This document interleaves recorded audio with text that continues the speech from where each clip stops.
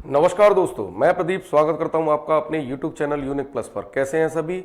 आशा करता हूं सभी अच्छे होंगे, मस्त होंगे और एकदम से स्वस्थ होंगे और आपकी तैयारी भी एकदम से बेहतरीन चल रही होगी।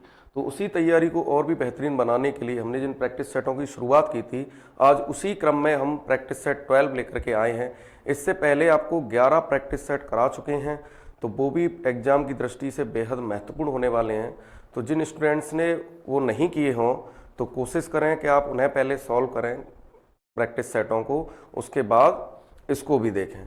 ये आपकी एग्ज़ाम की दृष्टि से बहुत इम्पोर्टेंट होने वाले हैं। तो चलते हैं, शुरुआत करते हैं। चलिए, पहला क्वेश्चन है आपके लिए। 55 किलोग्राम के एक मिश्रण में दूध और जल का अनुपात 7:4 है। अनुपात को 7:6 करने के लिए मिलाए जाने वाले जल की मात्रा है। तो भाई ये मैंने पहले भी कई क्वेश्चनों को ऐसों को डिस्कस किया था कि जब भी पदार्थों को मिलाया जाता है तो जिस पदार्थ को मिलाया जाएगा उसका अनुपात कभी भी बराबर नहीं करते। इसमें मिलाया क्या जा रहा है? जल। तो अनुपात किसका बराबर करेंगे हम? दूध का। तो यहाँ पे जो पहले मिल्क और वाटर का जो रेशियो दे रखा है वह कितना दे रखा है? 7:4 दे रखा है। और बाद में यह कितना हो जाता है जब इसमें जल की मात्रा मिलानी है, तब ये कितना हो जाए? 7:6 हो जाए। ठीक है भाई। तो यहाँ से जब हम वाटर मिला रहे होते हैं तो हमें बराबर क्या करना है? मिल्क। और मिल्क ऑलरेडी बराबर है, तो यहाँ पे हमें कितने यूनिट जल को बढ़ाना है? 2 रेशियो। कितना बढ़ाना है? 2 रेशियो। अब इस 2 रेशियो की वैल्यू कहाँ से निकलेगी? यहाँ से। तो 11 रेशियो की वैल्यू कितनी दे रखी है? शुरुआत में जो मात्रा है वह कितनी है? 55 किलोग्राम। तो 11 रेशियो के बराबर 55 किलोग्राम। यहाँ से 1 रेशियो की वैल्यू आ जाएगी 5 किलोग्राम। तो 2 रेशियो की वैल्यू कितनी हो जाएगी? 5 दूनी 10 किलोग्राम। ठीक है भाई। तो यहाँ पे जो पानी मिलाना है वह कितना मिलाना है? 10 किलोग्राम। तो 10 किलोग्राम सेकंड ऑप्शन इसका सही है। ठीक है भाई। तो हमेशा जिस पदार्थ को मिलाते हैं उसका अनुपात बराबर नहीं करते, उसके दूसरे वाले का अनुपात बराबर करते हैं। तो इसमें हमने जल मिलाया था तो इसको बराबर किया मिल्क को, और मिल्क ऑलरेडी बराबर था। ठीक है भाई। चलते हैं नेक्स्ट क्वेश्चन की ओर। अगला क्वेश्चन, ए और बी एक व्यापार में 5:4 के अनुपात में निवेश करते हैं। यदि कुल लाभ का 10% दान में चला जाता है और ए का कुल हिस्सा 7500 रुपये हो तो कुल लाभ कितना है? तो भाई हमेशा बिजनेस में क्या होता है, व्यापार में, कि लाभ का बंटवारा उनके द्वारा निवेशित राशि के अनुपात में किया जाता है। तो समय तो यहाँ पे बराबर है क्योंकि समय की कोई बात ही नहीं हुई। अगर समय दिया होता तो लाभ का बंटवारा उनके द्वारा निवेशित पूंजी और समय के गुणनफल के अनुपात में होता, पर यहाँ पे बराबर समय है। तो भाई इन्हें जो लाभ मिलेगा वह निवेशित पूंजी के अनुपात में बंटना चाहिए। तो लाभ का जो रेशियो है वह क्या होना चाहिए? ए और बी का, जिन्होंने पैसा इन्वेस्ट किया था उसी रेशियो में होना चाहिए, मतलब 5:4 के अनुपात में होना चाहिए। इसका मतलब अगर मैं ये कहूँ 9 रुपए का लाभ होता है, कितने रुपए का? 9 रुपए का लाभ होता है, तो यहाँ पे ए को कितना लाभ मिलेगा? 5 रुपए मिलेगा, और बी को कितना मिलेगा? 4 रुपए मिलेगा। तो टोटल 9 रुपए में से 5 लाभ किसको मिलेगा? ए को, और बी को कितना मिलेगा? 4 रुपए मिलेगा। और उसमें यह भी कहा गया कि कुल लाभ का 10% क्या कर दिया? दान कर दिया। तो मान लीजिए यहाँ x रुपए का अगर क्या होता है? प्रॉफिट होता है, तो 10% दान में चला जाता है, तो x का भाई कितना बचेगा? 90%। कितना बचेगा? 90%। तो कितना बचा भाई? 90%। और प्रतिशत हटाने के लिए हमने 100 का डिवाइड कर लिया। ठीक है भाई, समझ पाए होंगे इस बात को। तो 90% बचा। अब इसमें भी अगर मैं ए की हिस्सेदारी निकालूं तो भाई अगर कुल लाभ 9 रुपए है, कुल लाभ कितना है? 9 रुपए, तो उसमें से ए का हिस्सा कितना होगा? 5/9 भाग। तो टोटल ए का जो हिस्सा हुआ वो ये हो गया, और इस ए के हिस्से की वैल्यू कितनी दे रखी है? 7500 दे रखी है। कितनी दे रखी है? 7500। तो यहाँ से जरा काट लें, 0 से 0 कैंसिल हो जाएगा, 9 से 9 और 5 से ये 2 बार। तो यहाँ से 2 यहाँ चला जाएगा मल्टीप्लाई में, तो x की जो वैल्यू रहने वाली है वह कितनी रहने वाली है? 7500 दूनी 15,000 रुपये। ठीक है भाई। तो 15,000 रुपये कुल लाभ आ जाएगा। क्या आ जाएगा? 15,000 रुपये कुल लाभ। तो हमेशा धन का बंटवारा उनके द्वारा निवेशित राशि के अनुपात में किया जाता है। ठीक है भाई, इस बात को समझ पाए होंगे। तो ऑप्शन 3 इसका करेक्ट ऑप्शन है। ठीक है भाई। चलते हैं नेक्स्ट क्वेश्चन की ओर। अगला क्वेश्चन, ए 1200 रुपये अंकित मूल्य वाली वस्तु 10% और 20% की छूट पर खरीदता है। वह अपने क्रय मूल्य का 10% परिवहन पर खर्च करता है। वह उस वस्तु को कितने मूल्य पर बेचे ताकि उसे 15% का लाभ हो। तो चलिए भाई, ए ने जो खरीदा था एमआरपी वो कितना था 1200 रुपए। अब उसको दो छूटों के साथ खरीदा है। अगर पहली छूट 10% है तो 10% की छूट है, तो इसका मतलब एमआरपी के कितने पे बिका होगा 90% पे बिका होगा। तो भाई 90% की जो फ्रैक्शन बनती है वो कितनी बनती है 9/10। इसका मतलब 1200 का कितना 9/10। ठीक है भाई। अगली छूट कितनी है 20%, और 20% की फ्रैक्शन बनती है कितनी 1/5। इसका मतलब अगर उसने 20% के डिस्काउंट पे खरीदा है तो 80% पे खरीदा है, तो 80% की जो फ्रैक्शन बनेगी 4/5 बनेगी। ठीक है भाई।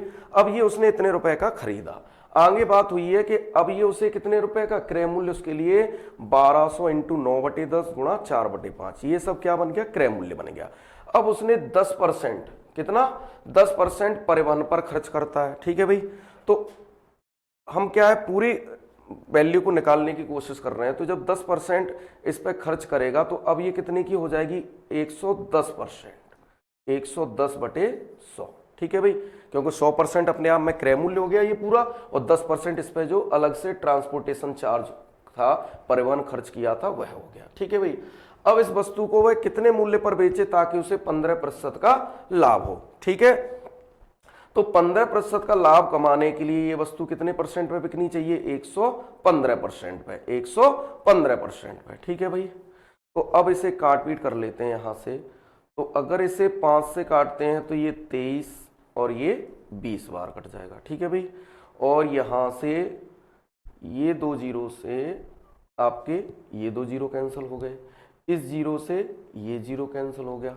अब हम इसे रखते हैं 20 पंजे 100, नीचे कितना बना के रखेंगे 100, नीचे जो आना है वह क्या आना है भाई 100 आना है। अब यहाँ पे क्या बचा वो जरा उतार लीजिए, 12 इंटू 9 इंटू 4 इंटू 11 इंटू 23।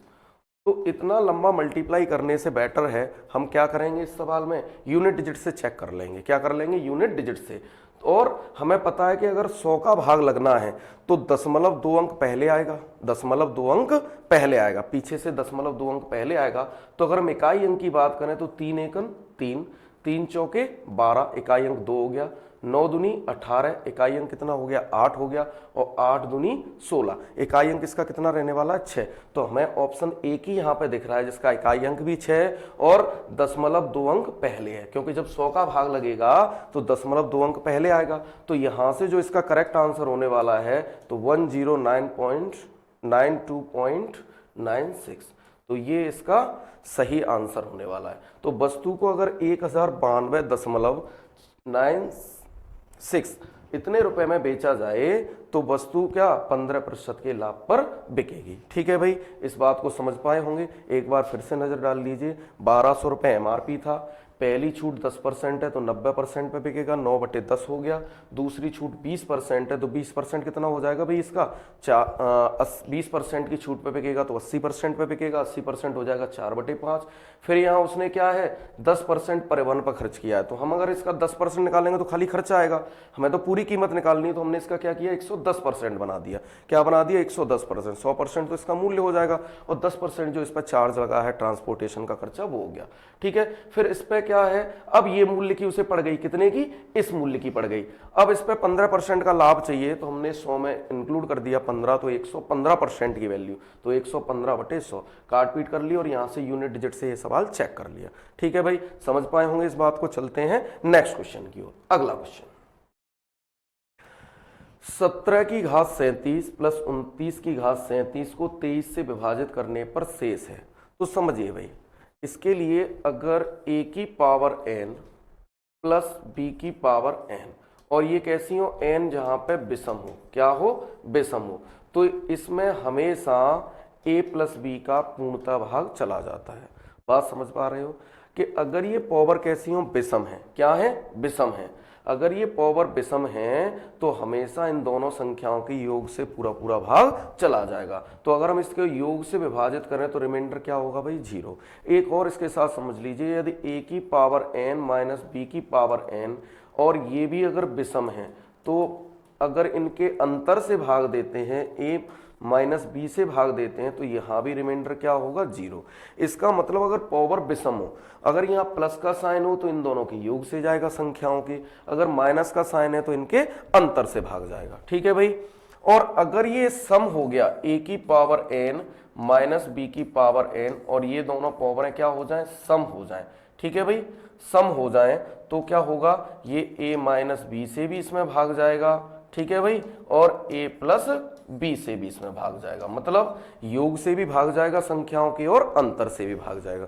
तो ये तीन कंसेप्ट हैं। तो इसकी अगर बात करें तो यहाँ पे पावर कैसी है भाई, विषम है। कैसी है, विषम है। तो इन दोनों के योग से विभाजित होना चाहिए। इसका मतलब 17 और 29 46 से इसमें पूरा पूरा भाग जाना चाहिए। पर 46 के अगर हम फैक्टर करते हैं तो 23 इंटू 2, इसका मतलब ये संख्या 23 से भी विभाजित होगी।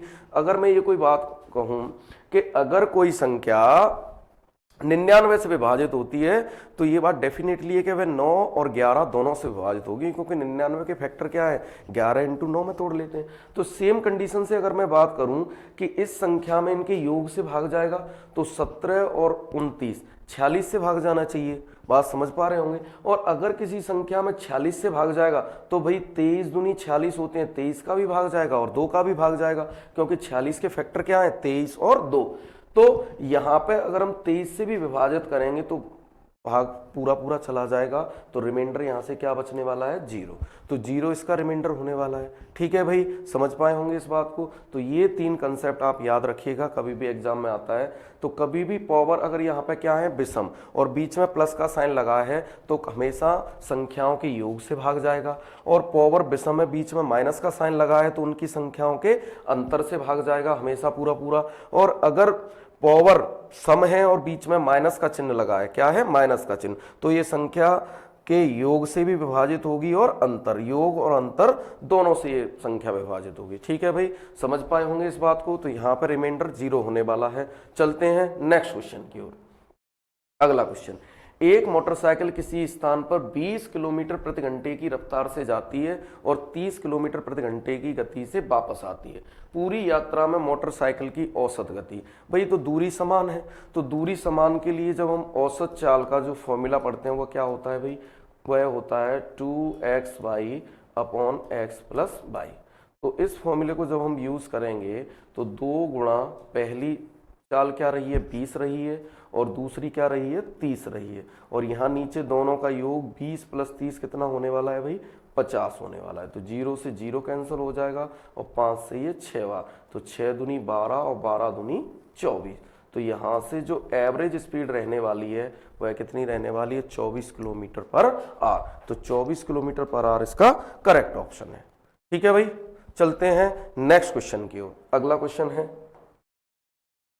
एक आदमी अपनी 15,680 रुपए की राशि का निवेश अपने 3 पुत्र ए बी सी में कुछ इस प्रकार करता है कि क्रमशः उन्हें 2, 3 और 4 वर्षों के बाद बराबर ब्याज मिले।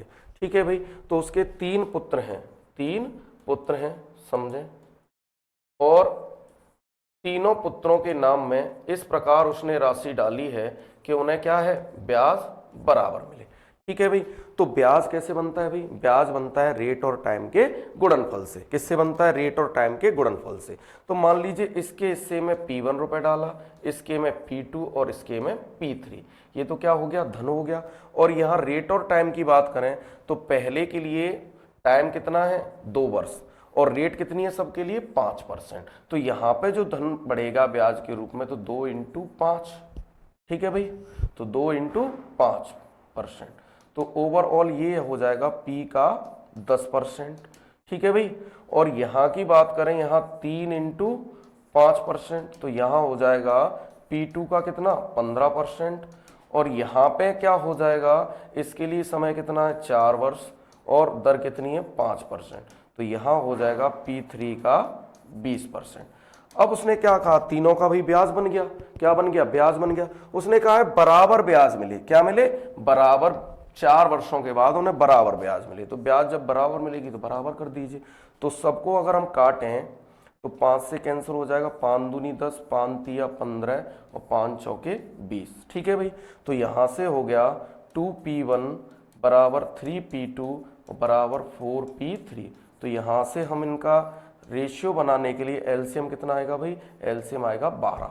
तो यहाँ से P1 अनुपात P2 अनुपात P3 का अनुपात इसका इसमें भाग दीजिए, तो 2 छके 12, 6 अनुपात 3 चौके 12 और 4 तिया 12। तो उनके जो हिस्सों में धनराशि बांटी जाएगी वह किस अनुपात में बांटी जाएगी, 6 अनुपात 4 अनुपात 3 के अनुपात में। ठीक है भाई, समझ पाए होंगे इस बात को। तो हमेशा ब्याज किससे बनता है, रेट और टाइम के गुणनफल से। तो पहले के लिए टाइम 2 वर्ष था और रेट 5% सबके लिए थी।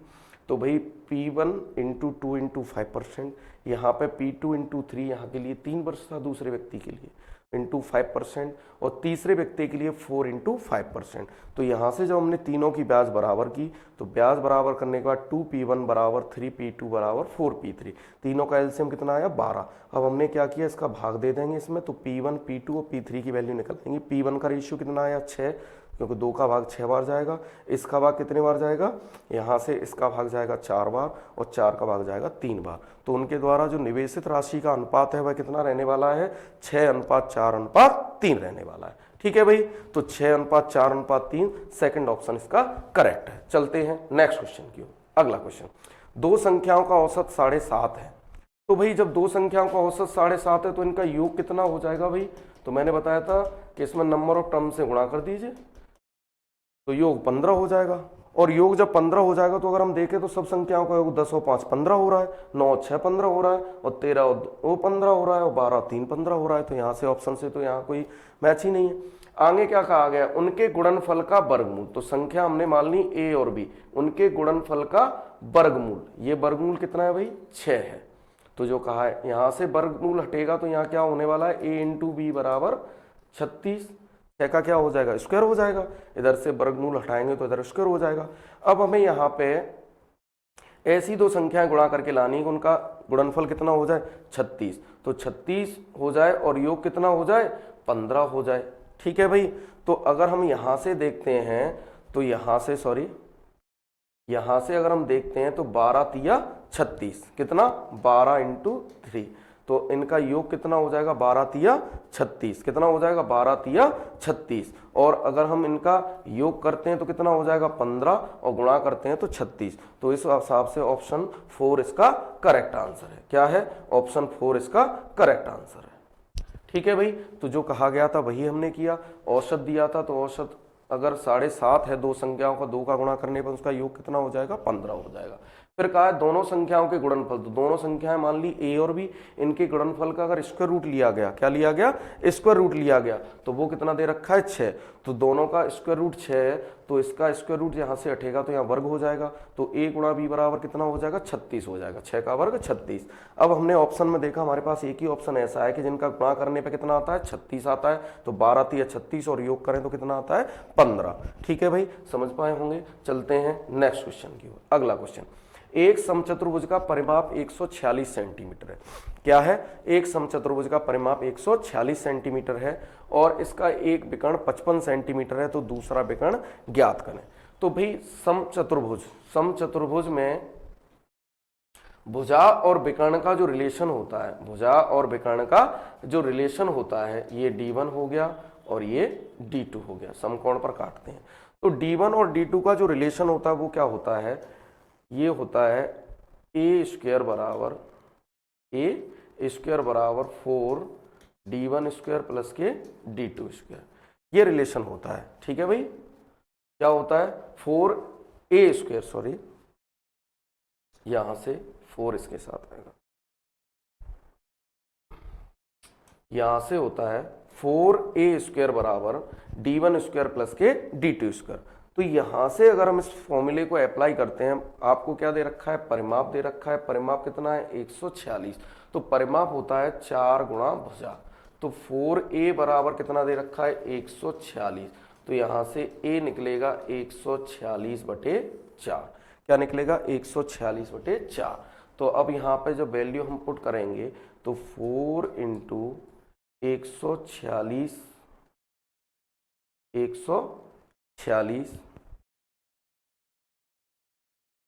यहां से 146/4 इसका स्क्वायर बराबर एक विकर्ण इसका कितना दे रखा है 55, क्या दे रखा है 55, तो 55 का स्क्वायर प्लस d2 स्क्वायर। ठीक है भाई, चलते हैं आगे। तो जब इसे 2 से काटोगे ये 2 बार हो गया, और ये कितने बार कटेगा? 73 बार। कितने बार कटेगा? 73 बार। तो ये हो जाएगा 4 गुणा 73 का स्क्वायर बटे नीचे 2 का स्क्वायर कितना हो जाएगा? 4। इससे ये क्या हो जाएगा? कैंसिल हो जाएगा। तो 73 का स्क्वायर बराबर हो जाएगा 55 का वर्ग प्लस के d2 स्क्वायर। यहाँ से अगर d2 स्क्वायर की वैल्यू निकालोगे तो 73 के स्क्वायर में से माइनस हो जाएगा 55 का स्क्वायर। ठीक है भाई, क्योंकि 55 इधर आएगा तो क्या हो जाएगा? माइनस का। ठीक है, अब आप देखिए यहाँ से अगर मैं d2 की वैल्यू निकालता हूँ तो ये क्या रहने वाला है? 73 का स्क्वायर माइनस 55 का स्क्वायर। अब अगर आप यहाँ पे 73 का स्क्वायर करते हो, 73 का स्क्वायर करते हो और फिर उसमें से 55 का स्क्वायर घटाते हो तो ये थोड़ा लेंदी हो जाएगा, क्योंकि हमें एग्जाम में कैलकुलेशन से बचना है। तो यहाँ हम क्या करेंगे, जब हमें दोनों संख्याओं पे वर्ग दिख रहा हो और बीच में माइनस का साइन दिख रहा हो तो हम क्या करते हैं ऐसी सिचुएशन में? वर्गांतर का नियम लगा देंगे तो वो आसान हो जाएगा। तो वर्गांतर का नियम क्या होता है? एक बार जोड़ लेंगे और एक बार घटा लेंगे। तो एक बार जब हम इसको जोड़ेंगे तो क्या आ जाएगा? क्योंकि ए स्क्वायर माइनस बी स्क्वायर का जो फॉर्मूला होता है वह क्या होता है? एक बार धन में और एक बार ऋण में, ए प्लस बी और एक ब्रैकेट में ए माइनस बी। तो इसको घटाओगे 13 में से 5 गई 8 बची, और यहाँ रह जाएगा 6 में से 5 गई 1 बची। अंतर हो जाएगा 18, और योग कितना हो जाएगा? 5 और 3 8, 7 और 5 12। ठीक है भाई, तो अब इसके फैक्टर करते हैं। ठीक है, तो इसको तोड़ लिया 9 इंटू 2 में, और ये होता है 16 अट्ठे 128। तो 16 अट्ठे 128, यहाँ से क्या आ जाएगा भाई? 4 आ जाएगा। इसमें से कितना आ जाएगा? 3 आ जाएगा स्क्वायर रूट, और ये 2 अट्ठे 16, 16 में से कितना निकलेगा? 4। तो 4 चौक 16 और 16 तिया 48। तो जो इसका दूसरा विकर्ण रहने वाला है वह कितना रहने वाला है? 48। कितना रहने वाला है? 48। तो ऑप्शन 3 इसका करेक्ट आंसर है। भाई इस बात को समझ लीजिए फिर से। परिमाप दे रखा तो परिमाप होता है जो वर्ग का परिमाप होता है वही इसका परिमाप होता है। तो परिमाप था 4a, तो 4a बराबर 146 परिमाप दे रखा है। a बराबर आ जाएगा 146 बटे 4। तो ये हमारे पास जो फॉर्मूला होता है विकर्ण और भुजा में जो संबंध होता है वह होता है 4a स्क्वायर। 4a स्क्वायर बराबर d1 स्क्वायर प्लस के d2 स्क्वायर। तो यहाँ से 4 इंटू a की वैल्यू क्या लगा दी? 146 बटे 4, और उसका होल स्क्वायर था, 2 से कैंसिल कर लिया, ये 73 बार और ये 2 बार, बराबर d1 हमें एक विकर्ण दे रखा था 55 सेंटीमीटर, तो हमने उसका वर्ग कर दिया, प्लस d2 इसको हमें पता करना था। ठीक है भाई, तो 4 गुणा ये हो जाएगा 73 का वर्ग बटे 2 का वर्ग, नीचे कितना हो जाएगा? 4, और 4 से 4 कैंसिल हो गया। अब बचाइए 73 का वर्ग बराबर 55 का वर्ग प्लस के d2 स्क्वायर। यहाँ से d2 स्क्वायर बराबर क्या होगा? ये 55 इधर चला जाएगा, तो 73 के वर्ग में से 55 का स्क्वायर क्या हो जाएगा? माइनस हो जाएगा। ठीक है भाई, तो यहाँ से हमने क्या किया कि यहाँ से वर्ग हटाया, तो यहाँ स्क्वायर रूट के अंदर हो जाएगा 73 का स्क्वायर माइनस 55 का स्क्वायर। यहाँ मैंने वर्गांतर यूज कर लिया, ए स्क्वायर माइनस बी स्क्वायर। तो एक बार इनको घटा दिया तो 18 आ गया, और एक बार जोड़ दिया तो 128। अब 18 को मैंने लिख लिया 9 गुणा 2, और 128 को 16 अट्ठे 128। ठीक है भैया, अब क्या करेंगे कि यहाँ से वर्गमूल लेंगे। 16 का कितना आ जाएगा? 4 आ जाएगा। ठीक है भाई, और 9 का कितना आ जाएगा? 3 आ जाएगा, और 2 अट्ठे 16 में से कितना आ गया? 4 आ गया स्क्वायर रूट। ठीक है, तो जब इनका आपस में गुणा किया तो 16 सेंटीमीटर इसकी जो विकर्ण है वह क्या निकल आएगा? 48 सेंटीमीटर। कितना निकल आएगा? 48 सेंटीमीटर।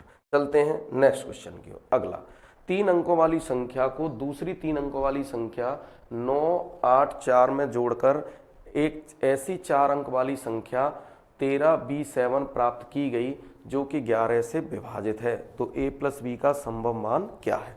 तो देखिए भाई, 3 अंकों वाली संख्या है 4a3, और इसमें जोड़ी गई है 984।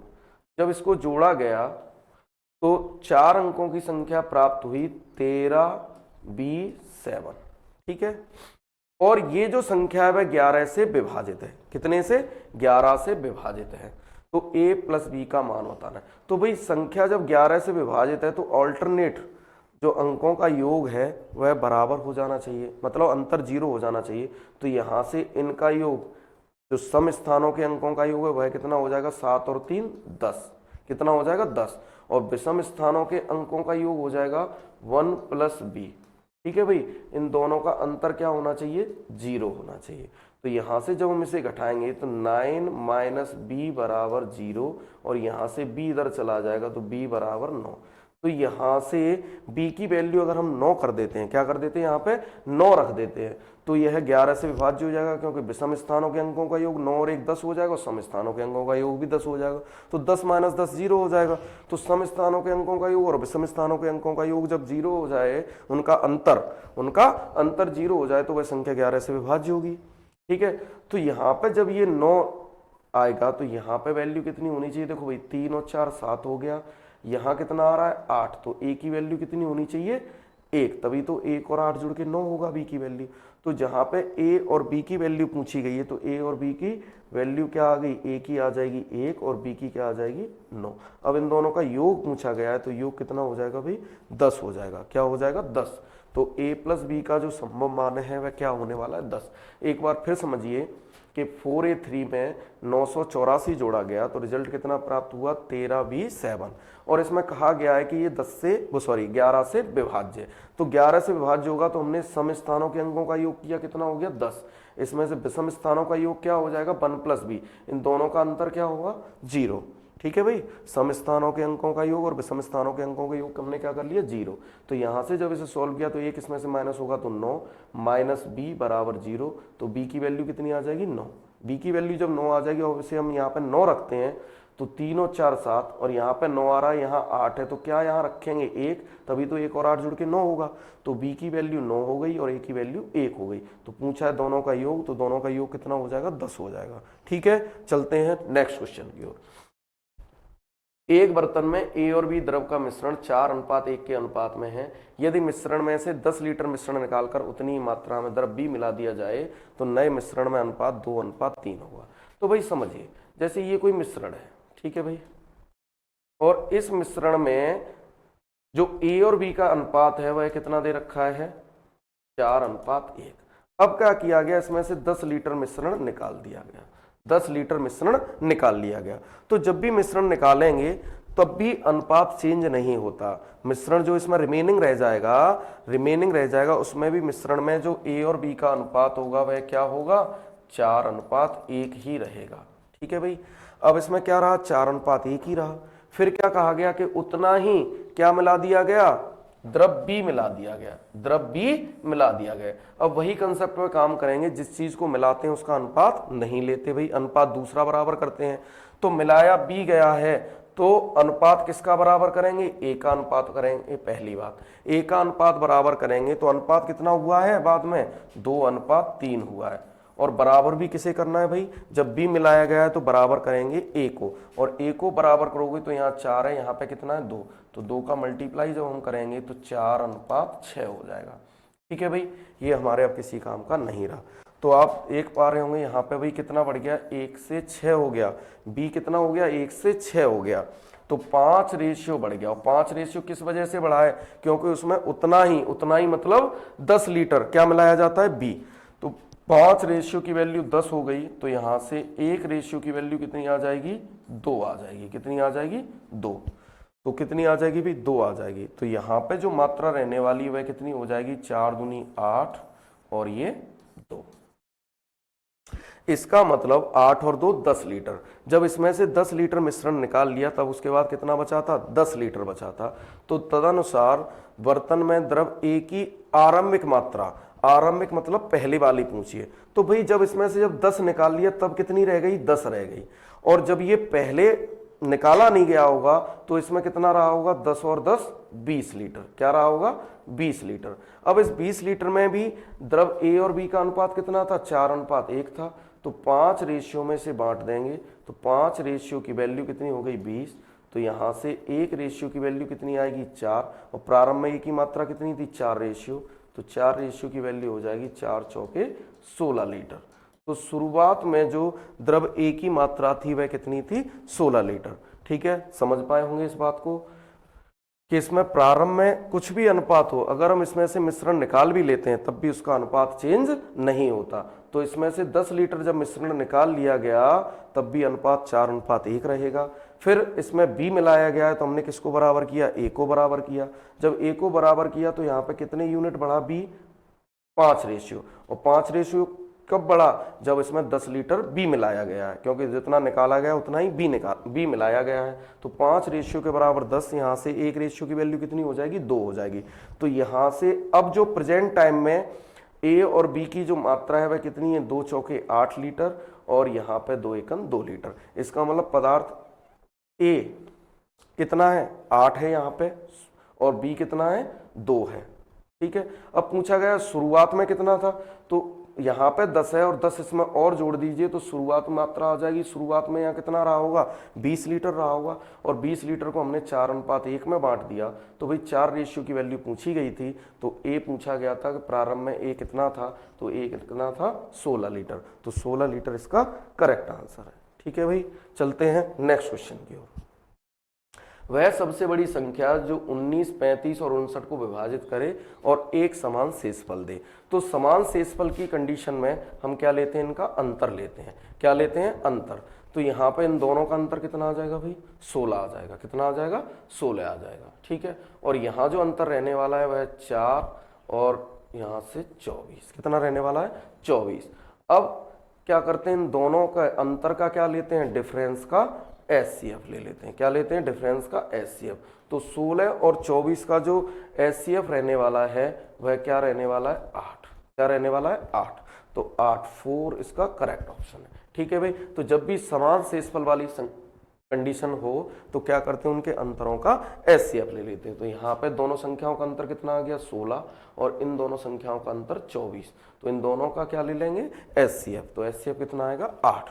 ठीक है, चलते हैं नेक्स्ट क्वेश्चन की ओर। अगला, एक घड़ी को 30% के कुल लाभ पर बेचा गया।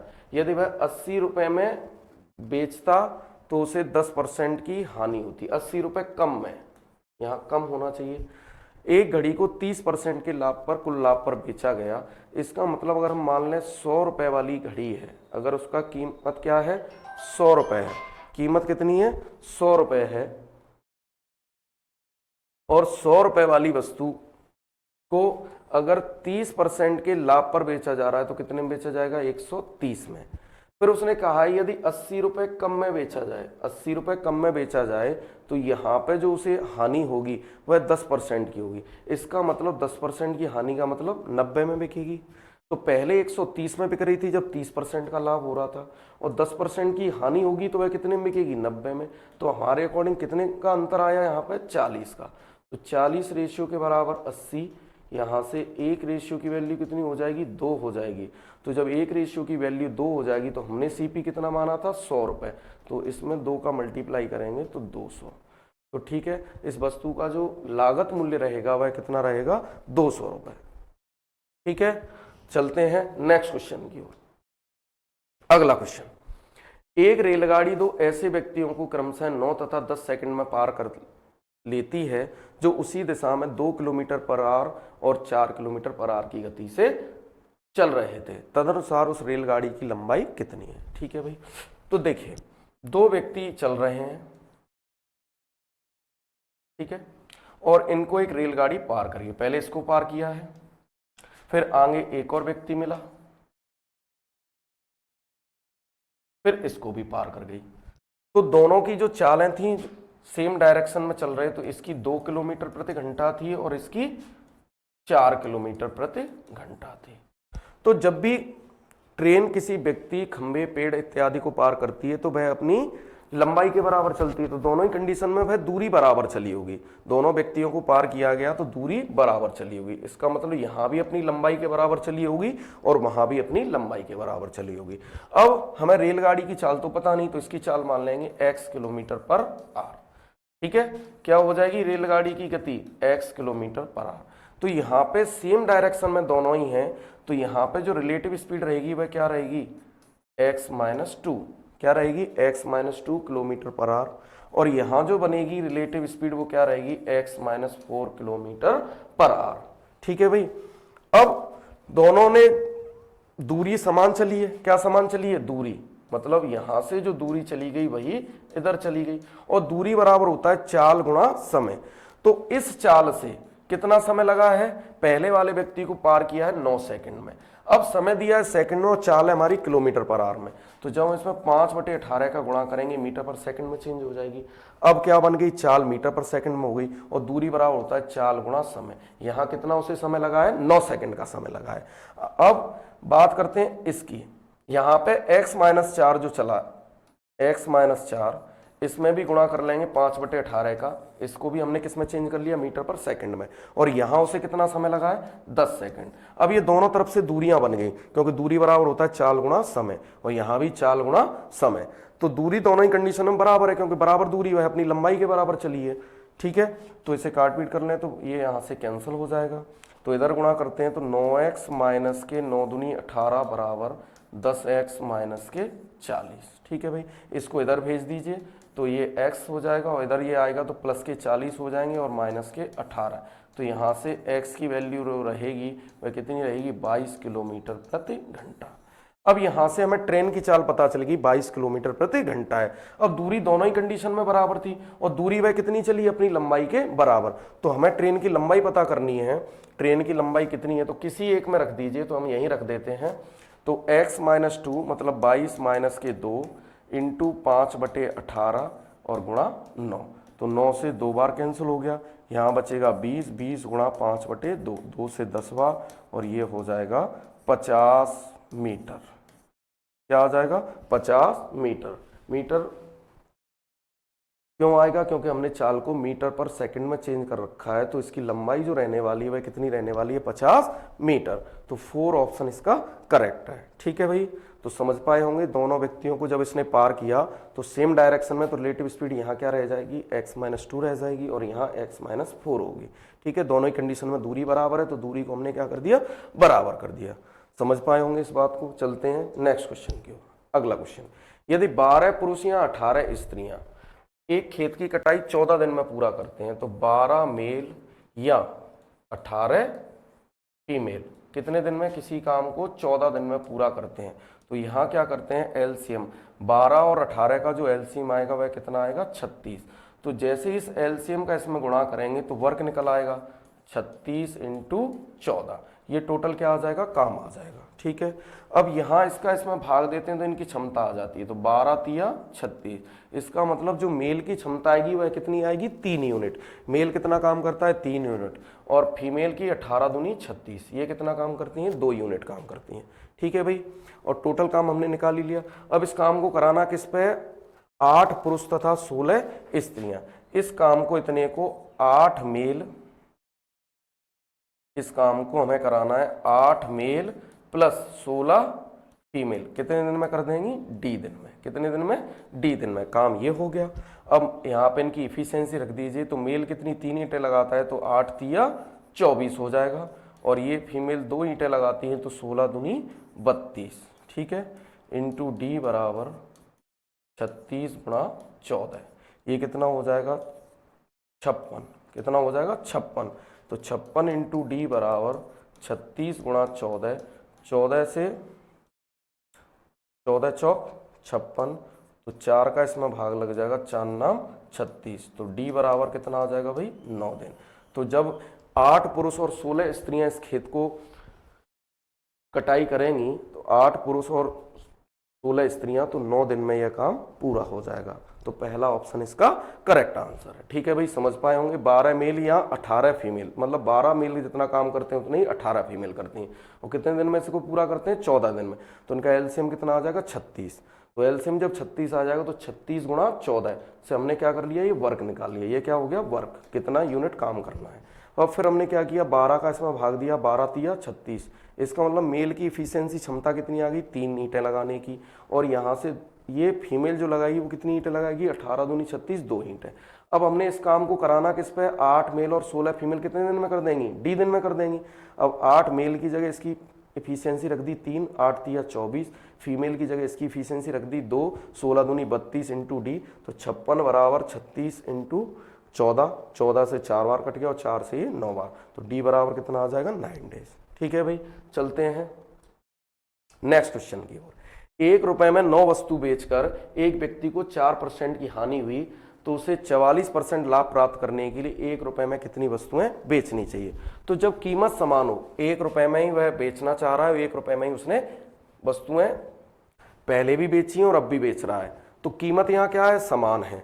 अब वह पहले उसे 4% की हानि हो रही है और फिर उसे 44% का लाभ चाहिए। ठीक है भाई, तो अगर कीमत का यहाँ पर रेशियो की बात करें तो वह पहले 4% की हानि उठा रहा है, इसका मतलब 96% पे बिक रही है। कोई वस्तु 100 वाली कितने में बिक रही है, 96 में। फिर उसे 44% का लाभ चाहिए, तो 44% का लाभ मतलब 144 में बिकेगी 100 वाली वस्तु, तब उसे 44% का लाभ होगा।